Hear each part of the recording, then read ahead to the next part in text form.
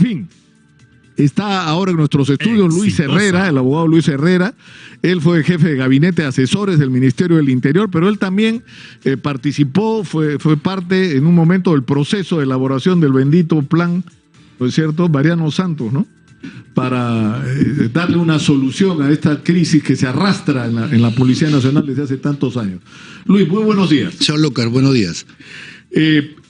Estamos en una situación que yo traté de definir al comienzo del programa, crítica, ¿no? O sea, el problema es que si no partimos de reconocer lo mal que está la seguridad, no vamos a avanzar. Y decir, tomo sus palabras de hace unos segundos, ¿no? Invertir en educación y en salud es una inversión para el país.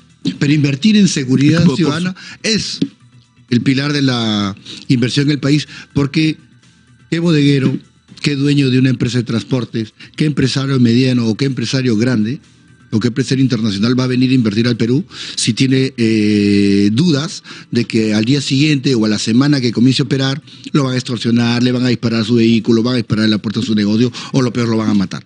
Entonces tenemos que tener un enfoque, como usted bien ha señalado, en este caso en el sector de interior. O sea, siempre hemos tenido la dicotomía entre garantismo y eficiencia en la política pública.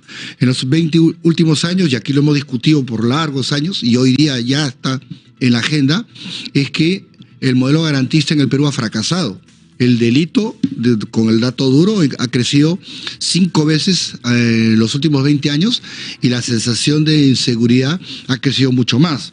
Entonces, eso obviamente es lo que nos tiene afectados a todos, y frente a eso, lo que vemos es que estamos enfrascados en un debate político entre los diferentes sectores, llámese Ejecutivo, llámese Ministerio Público, y no estamos discutiendo el tema de fondo, ¿no?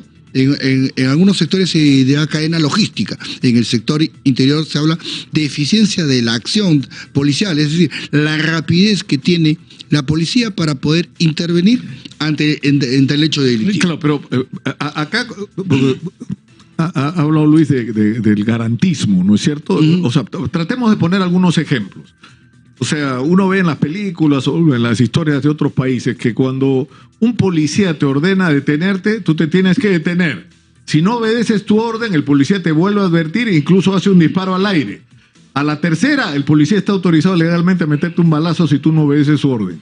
En el Perú tú haces eso, vas preso como policía. Así es, y lamentablemente. Y eso es parte del problema, pues porque acá, a ver, ya desde hace 20 años lo venimos discutiendo con el tema del garantismo. ¿A qué suboficial, a qué técnico, a qué alférez, a qué teniente, a qué capitán, que están en la, vamos a decir, en la parte operativa de la calle, ¿no?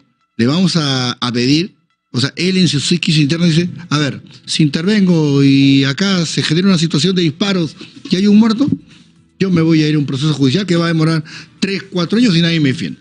Ahora, y si no hago, me van a decir que estoy incumpliendo mi función y me voy también tengo problemas administrativos. Entonces es la ley de suma cero, me quedo quieto. Por eso que hemos dicho, ¿no? Siempre la policía tiene un severo tema a trabajar. O sea, la tercera parte de la policía es personal completamente comprometido y con los valores policiales y con el objetivo. La segunda, tercera parte está en la ley del muertito. Del muertito, mientras menos haga, ¿no? Mejor para mí. Para que pasen los años, claro. Y ya, ¿no? Y el último tercio está lamentablemente muy cercano al tema de la corrupción. Por eso es que sale en los estudios que la entidad más expuesta a la corrupción es la policía. Es la policía. Claro, entonces, porque hay además, yo he seguido este tema durante años, ¿no? Y he conocido mucha gente. Entonces hay gente que me da la impresión, ya está metida, son parte de las organizaciones delictivas, ya su modus operandi como policía no es cómo uso mi función para combatir el delito, sino cómo uso mi función enfrentar un delito para ganarme algo. Claro. Es decir, entonces detienes un narco y lo que te viene a la cabeza no es qué procedimiento vas a seguir para que termine en manos de un fiscal o un juez, o cuánta plata le vas a sacar al narco para liberarlo. Pero hay otros que meten y sacan el pie, ¿no es cierto? Que, digamos, andan por lo general en el camino recto y que de vez en cuando tropiezan, ¿no es cierto? Mire, y caen en la tentación, pero igual son un problema, ¿no? A los que nos ha tocado en nuestra juventud estar en la época, por ejemplo, de la lucha contra el terrorismo, en las épocas de zona de emergencia, conocemos de las historias, ¿no?, de oficiales que estaban en bases contrasubversivas lejanas y llamaban al centro de comando y decían, señor, sáqueme. ¿Pero por qué? Si acabas de llegar, señor, me han venido a ofrecer $40.000 y lo he votado, o sea. Y a la semana siguiente han venido con un maletín con 80.000. Claro. Y yo pero señor, sáqueme porque yo no soy de piedra. Por eso es que era la alta rotación que había de oficiales en esa época, porque, o sea, el tema es, hoy por hoy que estamos discutiendo estos temas del oro, por ejemplo, que algunas cifras hablan de $6.000 millones que se mueven anualmente. El dinero de los mercados ilegales, ¿no?, y esos estudios vienen de años atrás, siempre se ha señalado que tienen como primera línea buscar corromper al funcionario. Si no lo logran corromper a la primera, lo amenazan. Y si con la amenaza no funciona, lo matan. Esa es la doctrina de la delincuencia. La pregunta es, ¿cuál es la doctrina del Estado peruano para atacar la delincuencia, para enfrentar la delincuencia? Esa doctrina, los últimos 20 años ha sido el modelo garantista. Es decir, mira, acá lo que prioriza es que si el acta está mal firmada, mal llenada, exitosa, libertad. Si el arma no fue encontrada en el cuerpo en posición directa del delincuente, así haya sido encontrada a 1 metro de distancia, libertad. Ese es el modelo que ha fracasado. Entonces, hoy por hoy, el debate está en la discusión de la eficiencia de la política pública para defender al ciudadano. No es el debate de quién tiene más poder o menos poder. Eso supone no un cambio de actitud de la policía, sino un cambio de la legislación.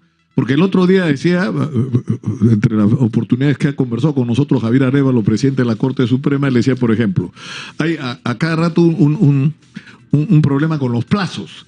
Es decir, ¿por qué? Porque se captura un delincuente y el plazo para, ¿no es cierto?, cerrar la investigación preliminar es tan corto que no te alcanza. Entonces, ¿qué ocurre? Que termina llegando el parte o lo que fuera a manos del fiscal o del juez y en realidad no tienes de dónde agarrarte porque no has completado la investigación. Entonces Javier Arévalo lo que decía, bueno, si ese es el problema, entonces que el Congreso apruebe una ampliación de los plazos. Estamos en guerra contra la delincuencia, ¿no? Pero lo que dice el doctor Arévalo es completamente cierto. Mire, yo también formé parte del equipo que elaboró el plan estratégico del Poder Judicial de 2020 a 2030. Y ahí está bien clara establecida la brecha. Por ejemplo, en ese momento se calculaba que faltaban 600 juzgados a nivel nacional para poder absorber la carga procesal. Es que lo que pasa es que también, como tenemos una sociedad altamente litigante, nosotros, el Poder Judicial tiene una carga procesal anualmente cerca de 1 millón de expedientes, pero que entran y salen, pero siempre queda una carga que no es atendida. Entonces, el doctor Arévalo ha dicho algo que es fundamental, que es una de las 3 grandes cosas que hemos discutido por años en diferentes medios. La necesidad de aprobar una legislación especial. ¿Qué pasa? Si nosotros queremos enfrentar la delincuencia, hay 3 grandes hitos que se tienen que resolver.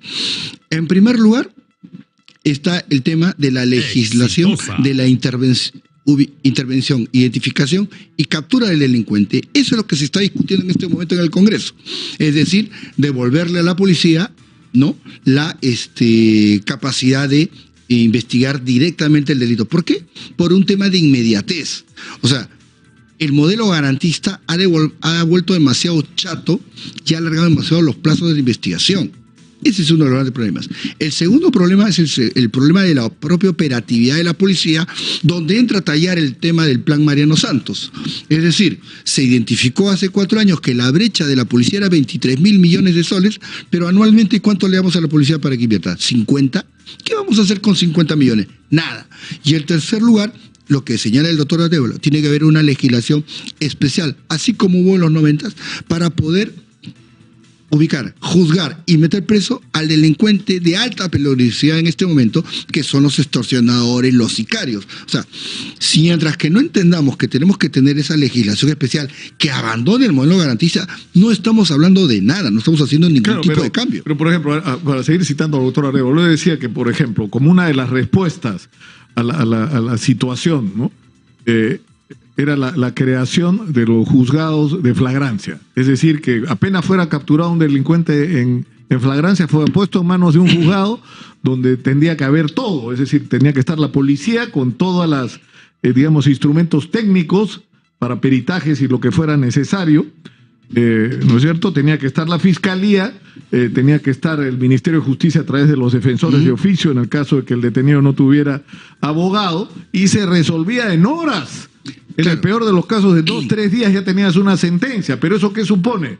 Recursos. Entonces le dice, felicitaciones, qué buena idea, doctor, y se acabó la historia, porque por su plata no le dan, ¿no? O sea, se han inaugurado sedes de fragancia donde ha habido personal policial que ha sido enviado allá, que es el personal policial que está depositado, es decir, que está en una situación judicial porque de repente una medida cautelar lo ha devuelto a la policía, pero todavía no se ha ubicado, entonces lo envían ahí, como dicen, para llenar el hueco. O sea, a ver, mire, si la mitad del dinero que se ha invertido en los últimos 20 años para implementar el Código Procesal Penal se hubiera invertido en la IDINCRI, otra sería la historia. O sea, el Ministerio Público tiene laboratorios y nosotros en la policía se está peleando porque haya más laboratorios.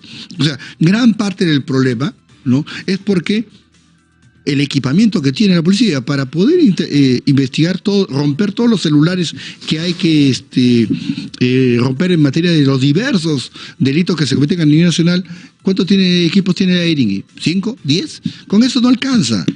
Entonces, es un problema mayor que tiene que ver, como digo, con un enfoque doctrinario.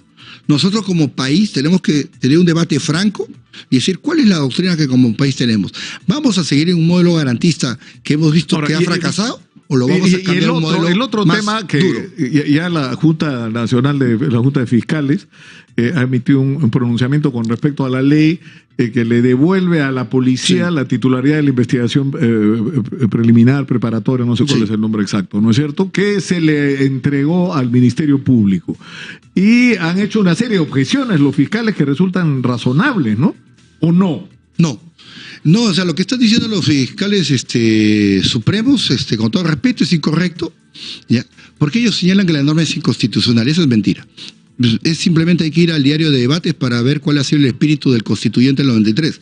El espíritu del Constituyente del 93, cuando habla de las funciones de la Fiscalía y habla de las funciones de la Policía, dice, a la raíz de la aprobación del Código Procesal Penal del 93.